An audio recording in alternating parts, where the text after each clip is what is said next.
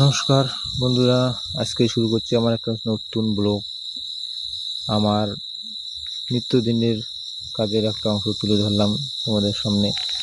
তো এইখানে আমি কিছুদিন আগে ফেলাইছিলাম ঢেঁড়স শাক, যার প্রচণ্ড বৃষ্টির কারণে পুরো শাকটাই আমার মার গেছে। একটা ঢেঁড়স শাকও হয় নাই, বিক্রি করতে পারিনি আর কি।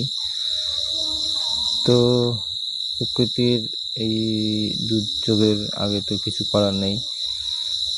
তো যাই হোক, আবার সেই জায়গায় নতুন করে রোপণ করার চেষ্টা করছি। এখানে আমি যেহেতু ছোট জায়গা, গাড়িও আসবে না এইটুকু জায়গার জন্য, তাই নিজেই লোহার ফাল দিয়ে চাষ করতেছি। চাষ করে জমিটা তৈরি করে আবার ঢেঁড়স শাক ছেড়ে দেবো। তো আমার চাষ করা কমপ্লিট হয়ে গেলো মোটামুটি।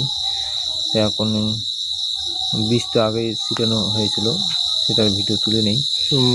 এখন মই দেবো আর কি। ধামাকার টান, যেহেতু গরু নাই, নিজে টানতে লাগবে।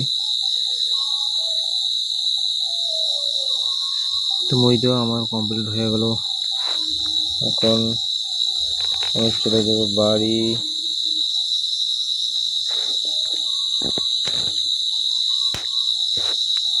গিয়ে আজকের মতো এখানে আমার ব্লগ শেষ।